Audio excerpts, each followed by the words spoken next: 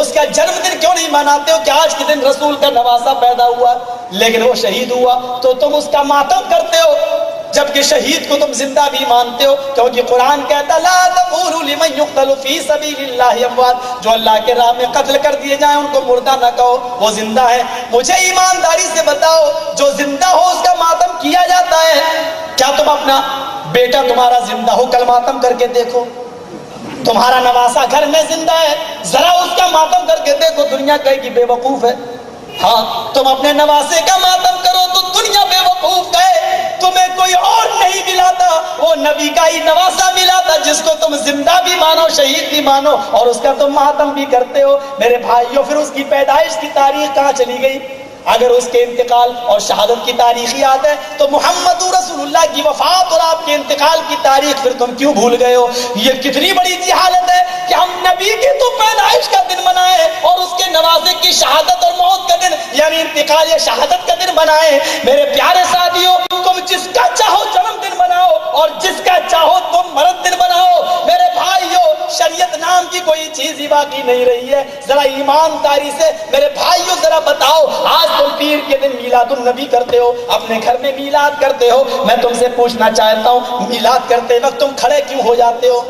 چلو مجھے ایک فیصلہ کرو، میلاد کرتے ہو کھڑے کیوں ہو جاتے ہو؟ ایک مرتبہ بدایوں میں بھی گیا، اذان ہوئی، اذان کے بعد جماعت کھڑی ہونے والی تھی، اس نے پھر پکار کے کہا الصلاۃ والسلام علیک یا رسول اللہ، الصلاۃ والسلام علیک یا حبیب اللہ۔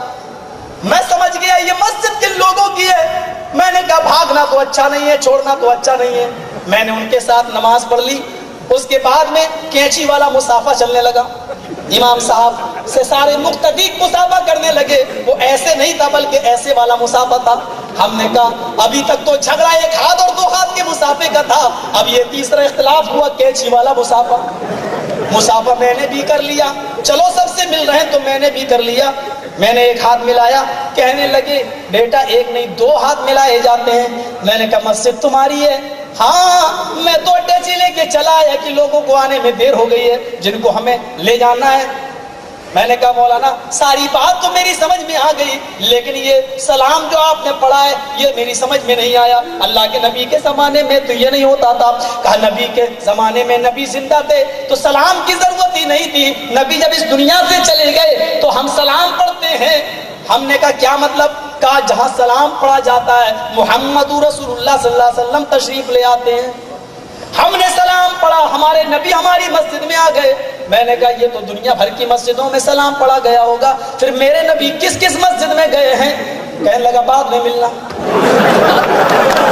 میں دروازے سے نکلتے پھر میں نے ایک بات پوچھی، مولوی صاحب میری سمجھ میں نہیں آیا کہ جب آپ نے سلام پڑھ کے نبی کو بلا ہی لیا تو نبی نے نماز بھی پڑھی ہوگی۔ کہنے لگا باز صاحب کیوں نہیں پڑھی ہوگی؟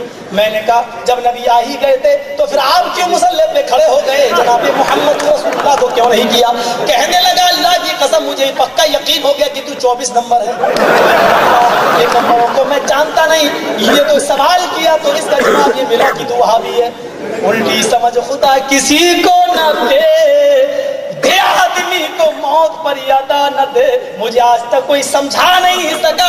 مجھے بتاؤ تمہارے یہاں 10 بجے میلاد ہوتا ہے، میلاد ختم ہوتے ہی تم کھڑے ہو کے سلام پڑھنے لگتے ہو، میری سمجھ میں نہیں آتا کہ یہ کھڑے کیوں ہوتے ہو۔ میں نے کچھ لوگوں سے پوچھا، ہاں میں نے کچھ کتابیں بھی پڑھی ہے جس میں صاف لکھا ہے کھڑے ہو کر میلاد پڑھنے کی وجہ یہ ہے کہ رسول اللہ صلی اللہ علیہ وسلم کی سواری وہاں آ جاتی ہے۔ میں نے کسی مولوی سے پوچھا کہ ہاں یہ بتاؤ اگر عورتیں بھی کھڑے ہو کر میلاد پڑھنے لگے تو کیا میرے نبی عورتوں کی محفل میں بھی چلے جائیں گے؟ کہنے لگا جی مسئلہ ہے تمہارا۔ ہم نے کہا اللہ کے نبی ساری زندگی بھر عورتوں کے چہرے کو نہیں دیکھتے تھے، جب یہ بیعت لی جا رہی تھی آج کے بعد تم میں سے کوئی شرک نہیں کرے گا، چوری نہیں کرے گا، زنا نہیں کرے گا، مرد تو ہاتھ پہ ہاتھ رکھ کر بیعت کر رہے تھے، ایک عورت نے ہاتھ پردے کی اوٹ سے اندر بڑھا دیا۔ آئے اللہ کے نبی مجھ سے بھی ہاتھ ملا لیجئے، میں بھی وعدہ کرتی ہوں کہ شرک نہ کروں گی، چوری نہ کروں گی، زنا نہ کروں گی۔ آپ نے ان ہتھیلیوں کو دیکھا، فرمایا چہرہ پھیر کر بی بی ان ہاتھوں کو اندر کر لے۔ محمد رسول اللہ چہرہ تو دور کسی غیر عورت کی ہتھیلی دیکھنا بھی گوارا نہیں کرتا۔ ایمانداری سے بتانا نبی تو کسی غیر عورت کی ہتھیلی بھی دیکھنا گوارا نہ کریں، اور ہمارا مولوی جوان لڑکیوں کو سامنے بٹھا کر دم کرے، جنات نکالے، شیطان نکالے میرے نبی نے یہی دعوت دی تھی کہ تم جوان لڑکیوں کو اپنے گھر میں بٹھا کر ان کا جنات اتارو، ان پر دم کرو۔ آہا، ایک نظر تو معاف ہے، آپ نے حضرت علی سے کہا تھا لا تتبعوا نظرۃ النظرہ، ایک نظر کے بعد دوسری نظر مت ملانا، ایک نظر اچانک ہو تو گرا لینا، بعد میں دوبارہ نہ دیکھنا۔ یہ پاکیزہ تعلیم ہے۔ یہاں مولوی 40 دن تک جناتی نکالتا ہے، پتا چلتا ہے 40 دن کے بعد گھر والی بھی گئی، سونا بھی گیا، چاندی بھی گئی، میرے پیارے ساتھی اور مولوی بھی غائب۔ اب آپ اندازہ لگاؤ کتنے کیس اس قسم کے ہو چکے ہیں۔ یہ شریعت کے ساتھ بغاوت کرو گے تو اللہ کی قسم یہی سب کچھ اس کا نتیجہ سامنے آئے گا۔ محبت اس کا نام نہیں ہے کہ ہم جلوس نکال لیں، ہاں چلو اس کی کوئی دلیل تو دے دو، چلو میں نے مان لیا تمہیں بڑی محبت ہے، مجھے اتنا بتا دو کہ حضرت ابو بکر صدیق کو رسول سے محبت تھی یا نہیں؟ ہاں عمر کو تھی یا نہیں؟ عثمان غنی کو تھی یا نہیں؟ علی کو تھی یا نہیں؟ اللہ کے نبی کے انتقال کے بعد ابو بکر کی خلافت ہوئی، 2 سال خلافت، عمر کی 10 سال خلافت، عثمان کی 12 سال خلافت۔ مجھے یہ بتاؤ ابو بکر کی زندگی میں 2 مرتبہ ربیع الاول کا مہینہ آیا، عمر فاروق کی زندگی میں 10 مرتبہ ربیع الاول کا مہینہ آیا، حضرت عثمان کے زمانے میں 12 مرتبہ نبی اکرم صلی اللہ علیہ وسلم کی پیدائش کا دن 12 ربیع الاول 12 مرتبہ آیا۔ ایمانداری سے بتانا ابو بکر نے کبھی جلوس نکالا ہے؟ ایمانداری سے بتانا کبھی عمر نے جلوس نکالا ہے؟ کبھی عثمان نے جلوس نکالا ہے؟ اگر نہیں تو ان کو محبت تھی یا نہیں؟ اگر تھی اور جلوس نہیں نکالا تو ہم کو بھی ہے، ہم جلوس نہیں نکالتے۔ اور اگر ان کو محبت نہیں تھی اس لیے نہیں نکالا تو جاؤ جو کام خلفائے اربعہ نے نہیں کیا وہ ہم بھی نہیں کرتے ہیں، اس لیے کہ اللہ کے نبی نے کہا علیکم بسنتی وسنت الخلفاء الراشدین المہدیین، میرے انتقال کے بعد میری سنت کو اور خلفائے راشدین کی سنت کو مضبوطی سے پکڑ لینا۔ ہم نے پکڑ لیا ان کے طریقے کو، تم ایک دلیل دے دو ابو بکر نے کبھی جلوس نکالا؟ ہم تمہارے باپ کا بھی جلوس نکالنے کے لیے تیار ہیں، رسول کا تو بہت دور کی بات۔ عثمان غنی نے کبھی نکالا؟ ایک دلیل دے دو، ہم تمہارے دادا کا بھی نکالنے کے لیے تیار ہے، نبی رسول اکرم کا تو بہت دور کی بات۔ لیکن بڑا مجبور ہوں، ہر کام قرآن و حدیث کی دلیل سے چاہیے، تم ایک دلیل دے تو زندگی بھر نکالنے کے لیے ہم تیار ہیں۔ دلیل کا مطالبہ کرتا ہی مجرم ہو جاتا ہوں، کفر کے فتوے ٹھونک دیے جاتے ہیں جو تمہارے گھروں میں فیکٹریاں لگی ہوئی ہیں اس کی۔ جتنا نقصان آج وہابیت سے نہیں ہو رہا ہے اس سے زیادہ نقصان ہماری خرافاتوں سے ہو رہا ہے۔ آج وہابیوں کو محنت کرنے کی ضرورت نہیں پڑ رہی ہے۔ ایک زمانہ تھا وہابی محنت کرتے تھے، کونوں میں لے جا کے چھپ کے سمجھاتے تھے، اب ان کو ضرورت نہیں پڑ رہی۔ پڑھے لکھے نوجوانوں کے گلوں میں ہاتھ ڈال کے صرف اتنا بولتے ہیں، دیکھو صاحب یہ پنجے اٹھا رہے ہیں، یہ تازیے نکال رہے ہیں، یہ ڈھول بجا رہے ہیں، ذرا بتاؤ کیا یہی اسلام ہے؟ تو ایک پڑھے لکھے آدمی کے ذہن میں فوراً یہ بات آتی ہے واقعی اسلام نہیں ہو سکتا۔ اگر تازیہ نکالنا اسلام ہوتا تو خدا کی قسم زین العابدین سب سے پہلے تازیہ نکالتا۔ پنجے نکالنا اگر اسلام ہوتا تو اہل بیت کا ہر فرد پنجے نکالتا۔ امام زین العابدین کے بارے میں تو یہ آتا ہے کہ پوری زندگی آپ روتے رہے، آنکھوں میں گڑے پڑ گئے تھے، اور جب بھی پانی ان کے سامنے پیش کیا جاتا تو آپ پانی نہیں پی پاتے تھے، کئی گھنٹے تک آپ روتے رہتے تھے، پیالہ رکھا رہتا۔ پوچھا جاتا ہے کہ آپ پانی کیوں نہیں پیتے، آپ نے پانی طلب کیا تو آپ فرماتے کہ مجھے میرے بابا حسین کی پیاس یاد آ جاتی، مجھے اپنے بھائیوں کا پیاسا تڑپنا یاد آ جاتا۔ وہ امام زین العابدین جو پوری زندگی کربلا کو یاد کرتے رہے، اور ہم نے کربلا کے دن کو 10 عاشورے کے دن کو کیا بنا دیا؟ ڈھول بجانے کا دن۔ یہ ڈھول کس نے بجایا تھا بھائی؟ اہل بیت نے بجایا تھا کہ یزیدیوں نے بجایا تھا؟ یزیدیوں نے۔ ارے 10 عاشورے کو حسین پاک کے قافلے کا تو یہ حال تھا کہ سر نیزوں پہ لے جا کے دوڑا رہے تھے، تماشا بنایا تھا اہل بیت کا انہوں نے، ڈھول تو یزیدی بجا رہے، اور تم نے یزیدیوں کا کام لے لیا۔ یاد رکھیے یہ پنجے کی کوئی اصل نہیں، ہمارے علماء اس سے بری ہے، یہ جو کرتے جاہل لوگ ہیں ان سے ہم بری زمان۔ اگر ڈھول بجانا، تازیہ نکالنا، پنجے نکالنا اسلام ہوتا تو یاد رکھو ہمارے علماء کے ہاتھ میں پنجے ہوتے، ہمارے مدرسوں سے تازیے نکلتے۔ تو جب ہمارے مدرسوں سے تازیے نہیں نکلتے، ہمارے مدرسوں سے ڈھول نہیں بجتا، تو اس کا مطلب یہ ہماری سنیت نہیں ہے۔